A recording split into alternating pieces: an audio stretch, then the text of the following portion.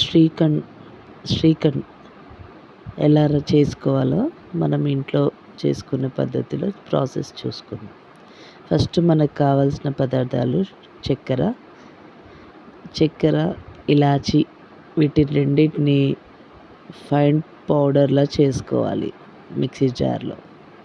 దీన్ని ఒక జాలీలో తీసుకొని పౌడర్లా చేసుకోవాలి, జల్లెడ పట్టించుకోవాలి. అప్పుడు మనకి కొంచెం ఇలాచి పౌడర్ ఎక్కువ ఉంటుంది కాబట్టి ఇలాచి పొట్టు లేకుండా పౌడర్ తీసుకోవాలి.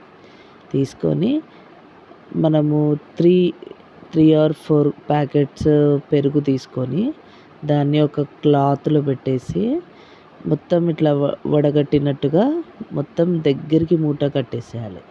కడితే మనకి వాటర్ నైట్ అంతా పక్కకు పెడితే మొత్తం వాటర్ పోయి మొత్తం మార్నింగ్ వరకు మొత్తం మంచిగా ఒక మన పన్నీర్ ఎలా ఉంటుందో అలా పన్నీర్లా రెడీ అవుతుంది.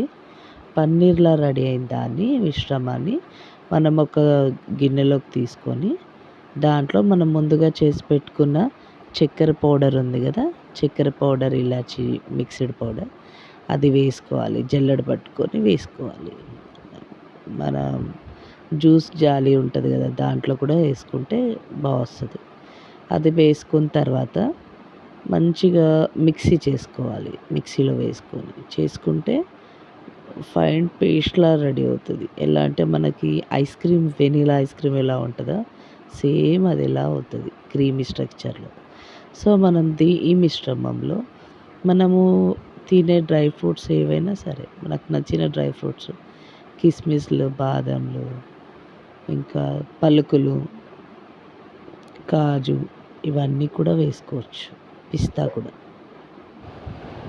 మనకి బయట కొనుక్కునేవి ఏంటంటే కలర్స్ మిక్స్ చేస్తారు స్వీట్ షాప్స్లలో. అలా మనం ఇంట్లో చేసుకోవడం వల్ల ఎలాంటి మిక్స్డ్ కలర్స్ కానీ ఏవి లేవు కాబట్టి చాలా రుచిగా ఉంటుంది. అంతేకాకుండా మనం బయట కొనుక్కునే తినేదానికంటే ఇంట్లో చేసుకుంటే కూడా హెల్దీ కూడా.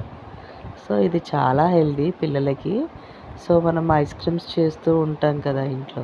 సో అలా ఐస్ క్రీమ్స్ లాగా కాకుండా కొంచెం డిఫరెంట్గా ఇలా శ్రీఖండ్ చేసి ఇచ్చారనుకోండి, ఐస్ క్రీమ్ ఫ్లేవర్ కనిపిస్తుంది, ప్లస్ శ్రీఖండ్ టేస్ట్ స్వీట్ కూడా ఉంటుంది, హెల్దీ కూడా. పెరుగుతో చేస్తున్నాం కదా, చాలా హెల్దీ ఉంటుంది. ఒకసారి ట్రై చేసేసి పిల్లలకు పెట్టండి, ఎంత ఇష్టంగా తింటారో. ఇందులో ఏంటంటే మనం కావాలంటే ఫ్రూట్స్ మిక్స్ చేసుకోవచ్చు. అప్పుడు మాత్రమే చేసుకోవాలి. ఇది ఫ్రిడ్జ్లో పెట్టుకుంటే మనకి 1 వీక్ వరకు ఉంటుంది. కాకపోతే మనము దీన్ని డైరెక్ట్ స్వీట్లా తీసుకోవచ్చు. మన ఫ్రూట్స్ సలాడ్ లాగా మనం చిన్న ఫ్రూట్స్ కట్ చేసుకొని ఇందులో మిక్స్ చేసుకొని తింటే కూడా టేస్ట్ బాగుంటుంది. ఫ్రూట్ సలాడ్గా కూడా దీన్ని రెడీ చేసుకోవచ్చు. ఇది ఏంటంటే మనకి తిన్న రుచి ఇంకా బాగుంటుంది, తినాలనిపించేలా ఉంటుంది. సో మనము ఇది ఇంట్లో ప్రిపేర్ చేయడమే ద బెస్ట్. ట్రై చేసి ఒకసారి ఎలా ఉందనేది కామెంట్ చేయండి. Thank you.